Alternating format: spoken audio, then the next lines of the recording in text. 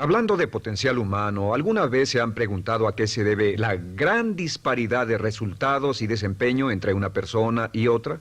Una persona que percibe $250,000 anuales no es 10 veces más astuta ni mejor que una persona que percibe $25,000 anuales. ¿Por qué la diferencia de 10 veces sus ingresos? Y si tomamos a una persona que percibe $2,5 millones al año, ¿será esa persona 100 veces mejor, más astuta que la persona que gana $250,000?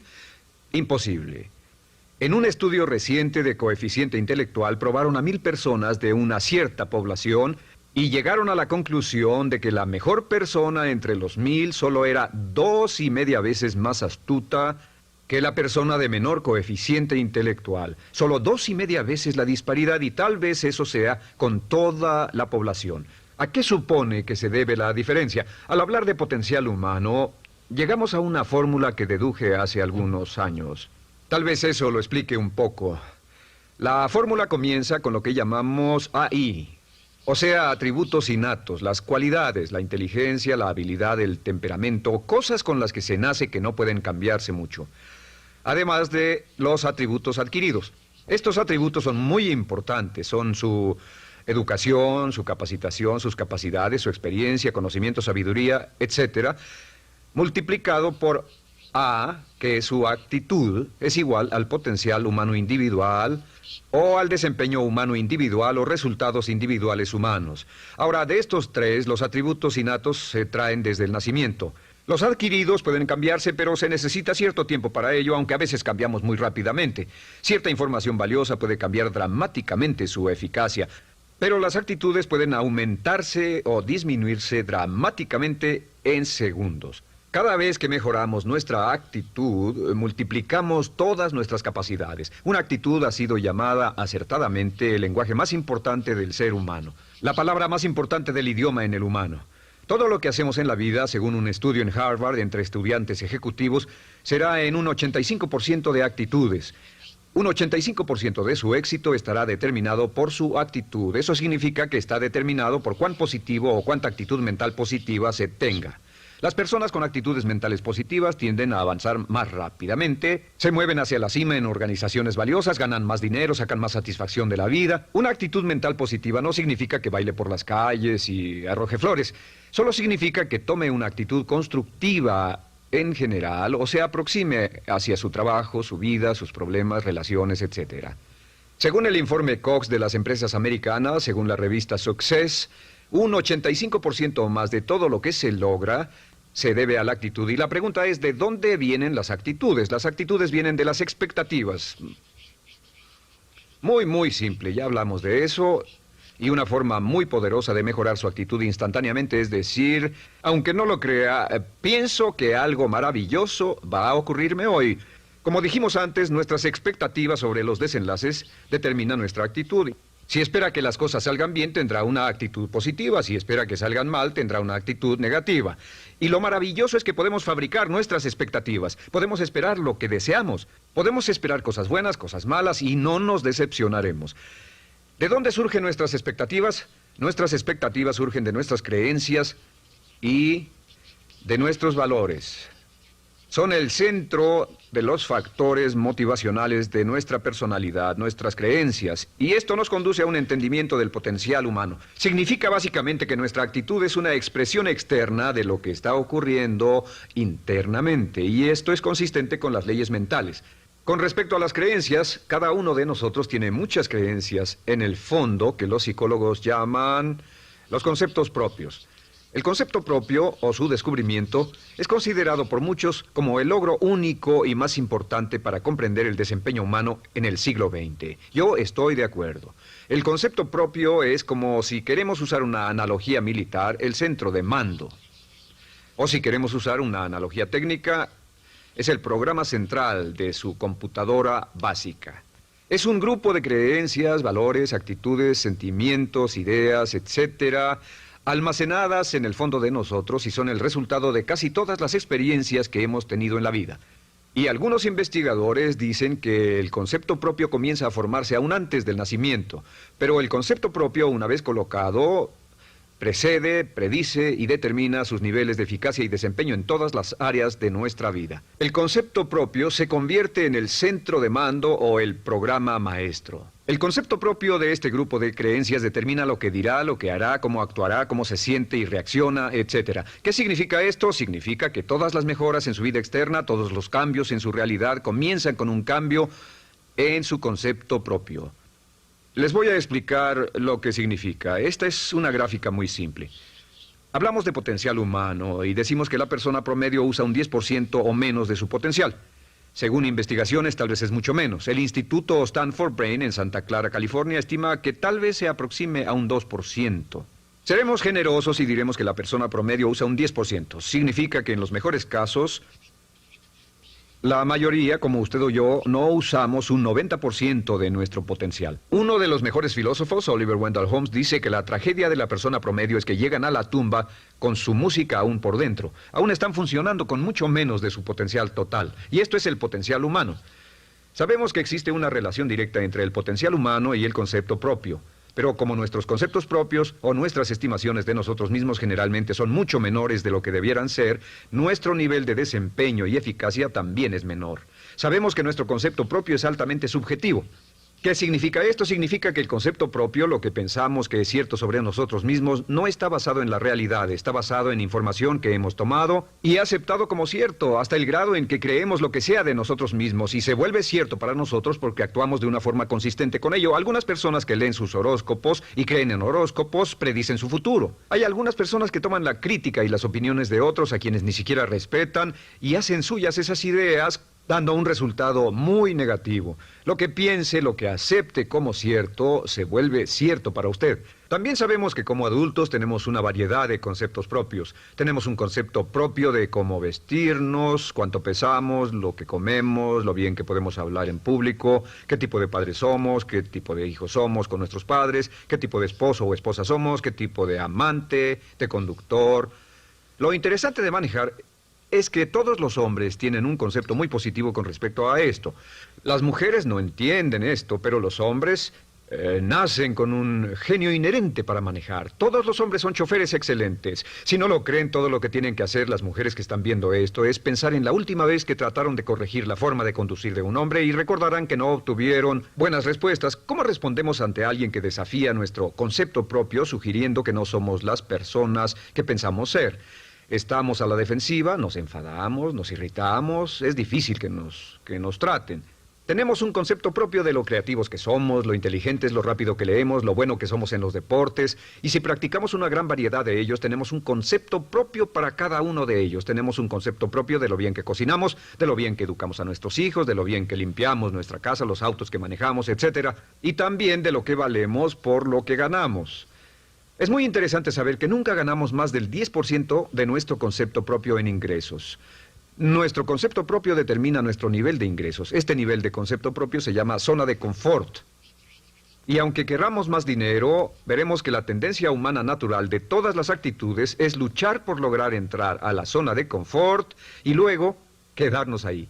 Si ganamos un 10% por encima de nuestro concepto propio de ingresos, tendremos una necesidad imperante de deshacernos de ese dinero. Lo donaremos, lo gastaremos en forma extravagante y hasta lo perderemos si recibimos demasiado. Las personas que ganan la lotería siempre están quebradas a los 2 o 3 años. Queman el dinero porque ese dinero está más allá de su concepto propio. Si gana 10% o menos de su nivel de concepto propio, se descubrirá luchando, trabajará más duro, más tiempo, pensará en forma más creativa, buscará diferentes formas para aumentar sus ingresos o sus segundos ingresos. La única forma de mejorar cualquier parte de su vida, incluyendo sus ingresos, es aumentando el nivel del concepto propio de sus ingresos, comenzando a pensar en usted como si estuviera ganando más dinero. Si quiere bajar de peso, la única forma en que podrá lograrlo es pensando en que está delgado. Piense en usted mismo como una persona más delgada. Si quiere volverse una persona más popular, más amorosa, más feliz o más sana, comience a pensar una y otra vez en esas cosas hasta que se vuelvan parte de su nuevo concepto propio.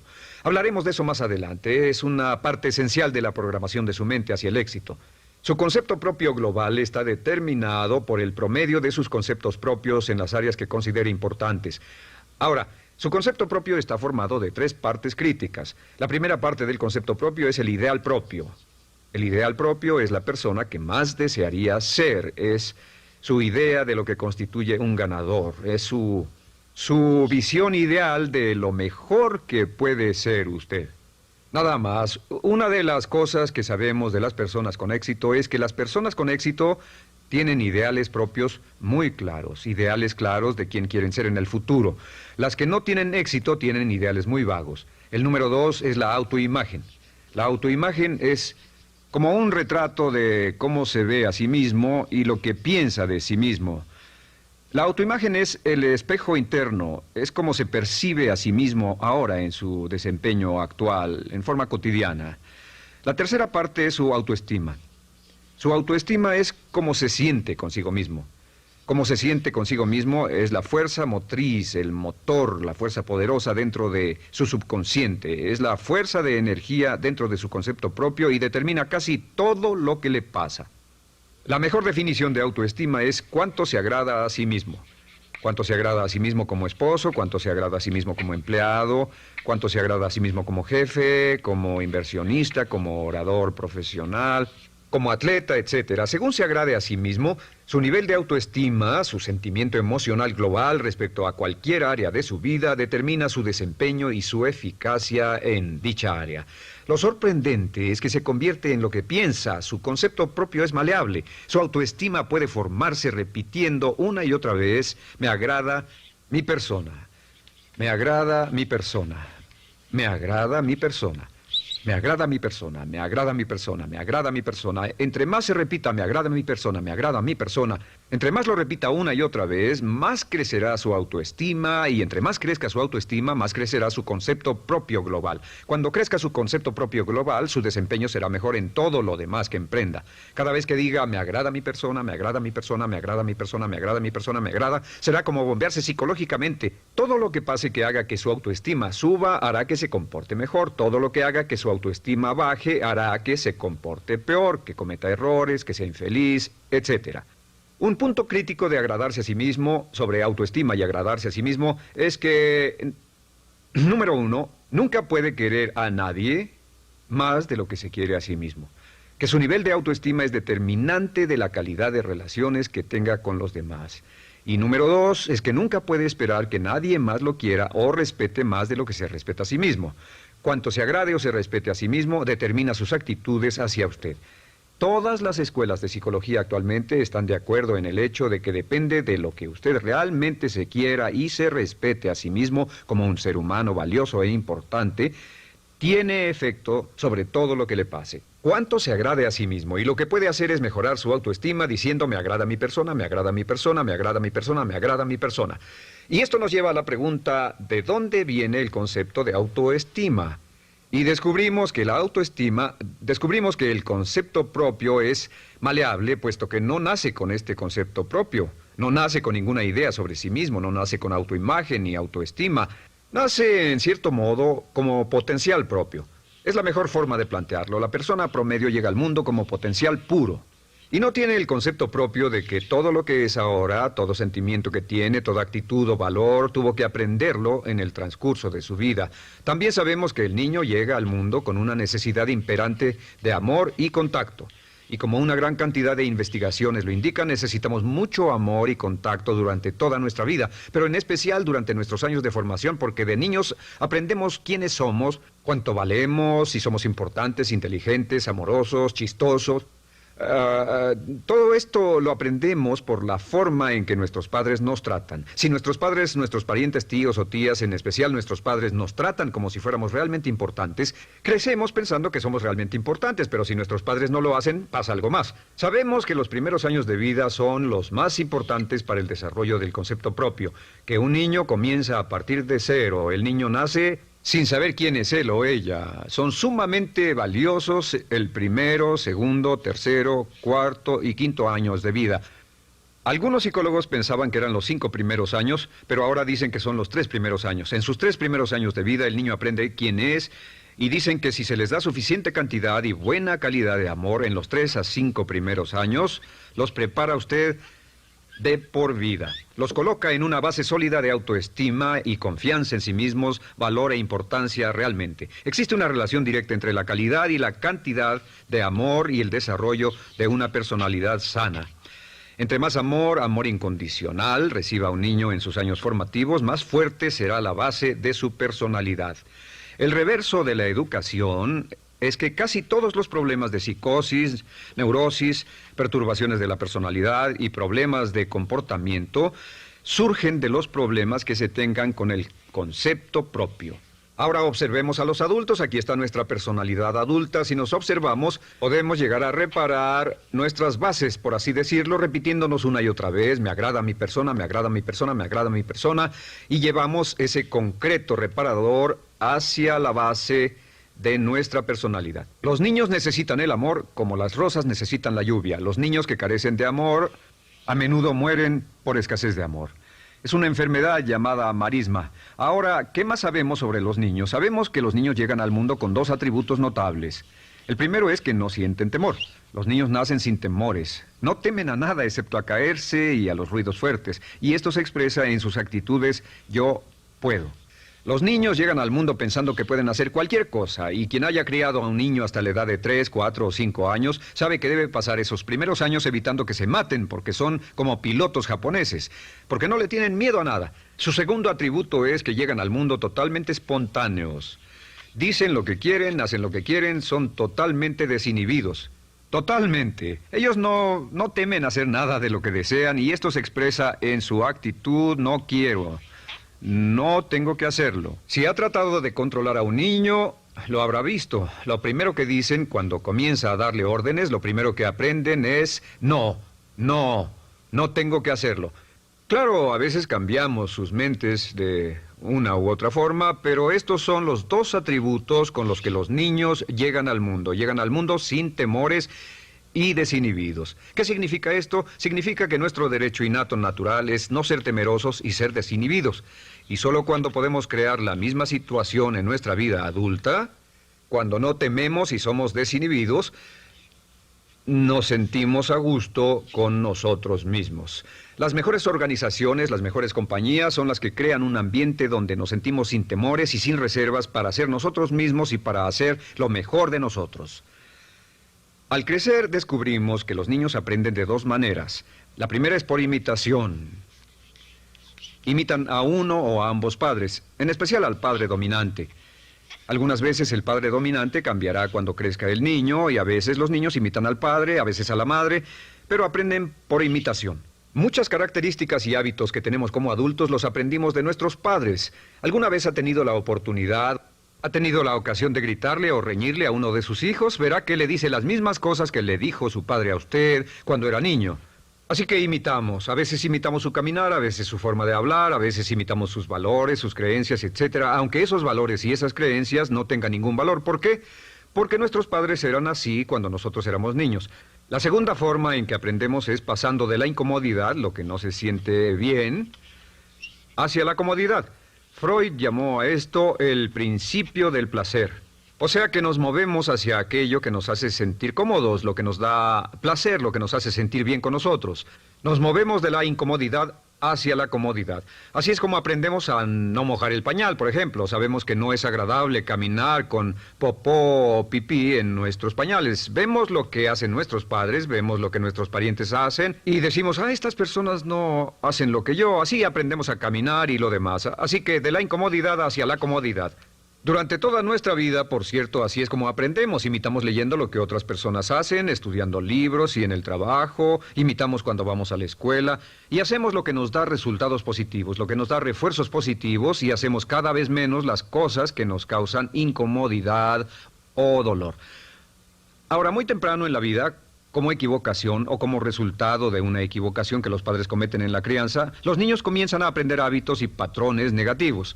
Los patrones y hábitos negativos tienen sus raíces principalmente en la crítica destructiva. La crítica destructiva comienza muy temprano en la vida, a veces en los primeros meses.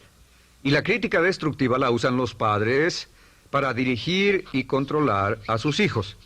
Desafortunadamente, tiene un efecto muy peligroso y dañino sobre nosotros, ya que la crítica destructiva tiende a minar la integridad de la personalidad del niño. Muchos de nosotros, incluyéndome a mí y a muchos de ustedes, nos hemos visto minados y heridos por la crítica destructiva más que todas las guerras en la historia. Ahora, como resultado de la crítica destructiva, comenzamos a desarrollar hábitos y patrones negativos. Los patrones de hábitos negativos son respuestas condicionadas hacia los estímulos. Los patrones de hábitos negativos se desarrollan en los inicios de la vida. Se desarrollan como resultado de una repetición del temor y el dolor una y otra vez. Se desarrollan como resultado de la crítica destructiva, el castigo físico, etc. En los inicios de la vida comenzamos a desarrollar dos manifestaciones que nos persiguen durante toda nuestra vida y más que ninguna otra cosa inhiben nuestro potencial.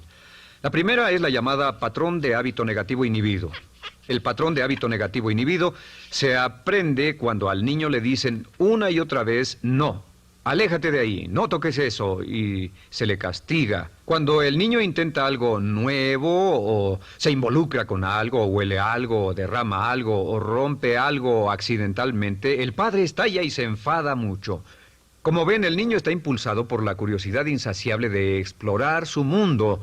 Y lo que pasa es que cuando lo explora o se interesa y echa a perder algo, si el padre reacciona golpeando al niño, el niño comienza a pensar cada vez que intento algo nuevo, cada vez que intento algo diferente, cada vez que voy más allá de mis límites, cada vez que me salgo de mi zona de comodidad, cada vez que no juego sanamente, me golpean, me castigan, me lastiman, me envían a mi alcoba y me siento mal. Y muy pronto el niño desarrolla el sentimiento de no puedo, no puedo. No puedo. Cada vez que trato algo diferente, me castigan. No puedo, no puedo, no puedo. Es como la respuesta de Pavlov. Pavlov sonaba la campana y le daba de comer a un perro, y el perro salivaba y Pavlov alimentaba al perro. Mientras sonaba la campana, el perro salivaba y siguió haciendo eso, y después Pavlov solo sonaba la campana y el perro salivaba. Lo que pasa en la vida adulta es que esto crea lo que llamamos temor al fracaso. El temor al fracaso es una respuesta condicionada a un proceso de crítica destructiva que ocurre en los primeros 5 o 6 años de la vida. El temor al fracaso automáticamente nos activa, nos sentimos ansiosos, tensos, intranquilos, sentimos presiones y estrés en nuestro plexo solar, sentimos ganas de retirarnos del evento, y el temor al fracaso es la razón principal por los fracasos en la vida adulta. Es la razón principal por la que evitamos cumplir plenamente nuestro potencial. De hecho, todos los patrones de hábitos negativos se experimentan en el cuerpo físico. Puedes saber cuál es un patrón de hábito negativo porque se siente en el cuerpo físico, precisamente. El patrón de hábito negativo inhibido, el temor al fracaso, el no puedo, ocurre primero que todo en el plexo solar. ¿Ha tenido la ocasión donde debe hablar frente a un grupo, debe ir a una revisión de su desempeño, o debe hacer una llamada determinante? Primero su plexo solar se aprieta. Si el temor continúa, su respiración se acelera. Su corazón comienza a latir apresuradamente, su frecuencia respiratoria aumenta y le duele la cabeza como migraña en la parte frontal, su garganta se le cierra y no puede hablar y se le seca la boca por completo. Y como se pone tan tenso y asustado, va corriendo al baño.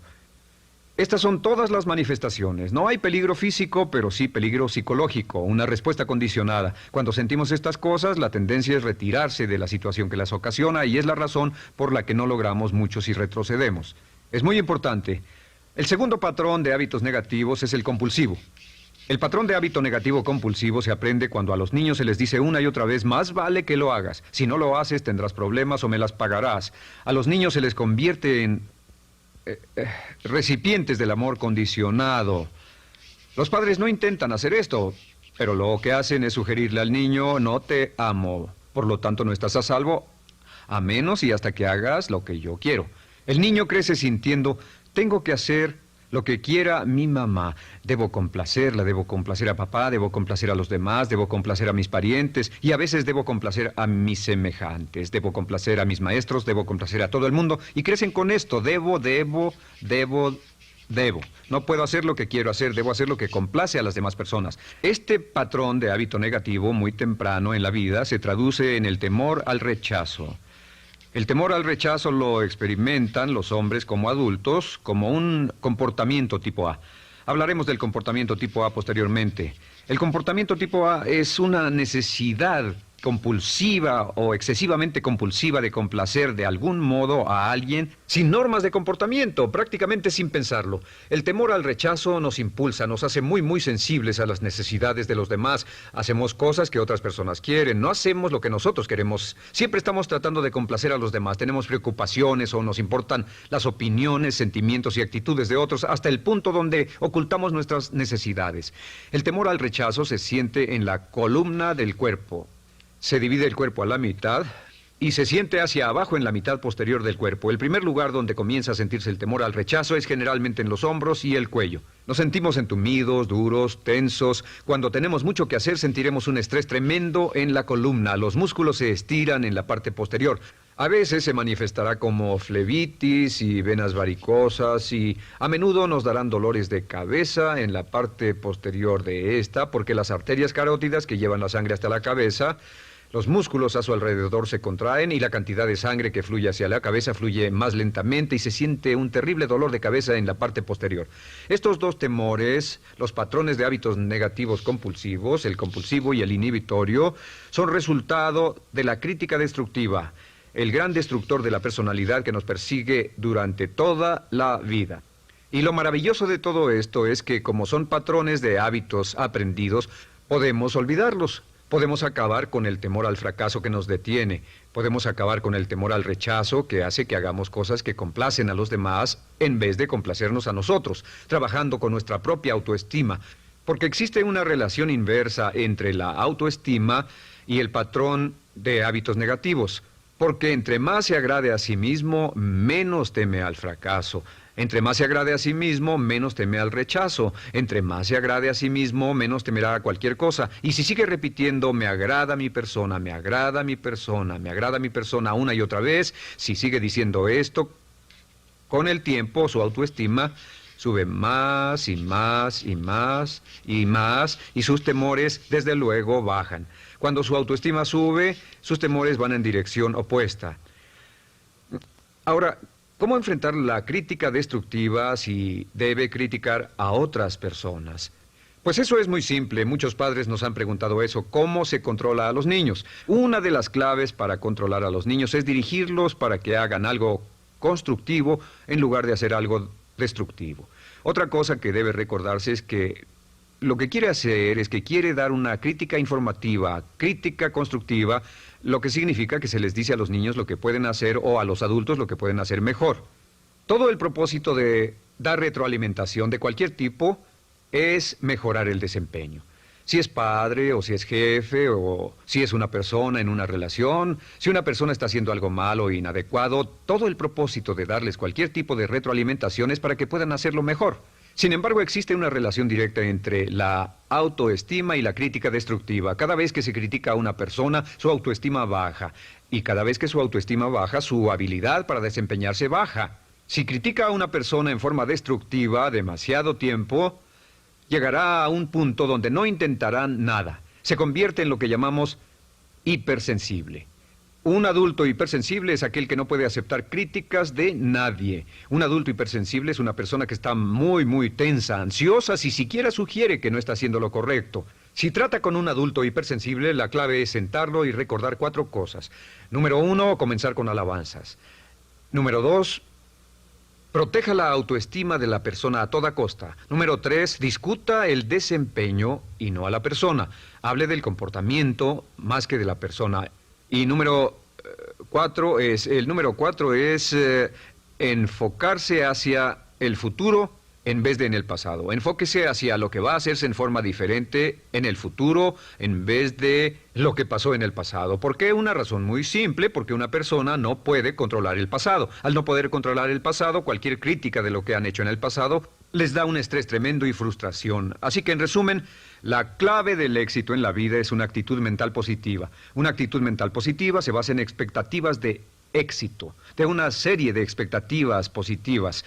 Esa serie de expectativas positivas se basa en sus creencias y en su concepto de sí mismo. El centro de su concepto propio que determina su eficacia en la vida es su autoestima, y su autoestima se mide por cuanto se valore a sí mismo. Las dos cosas que nos frenan más que nada son el temor al fracaso y el temor al rechazo.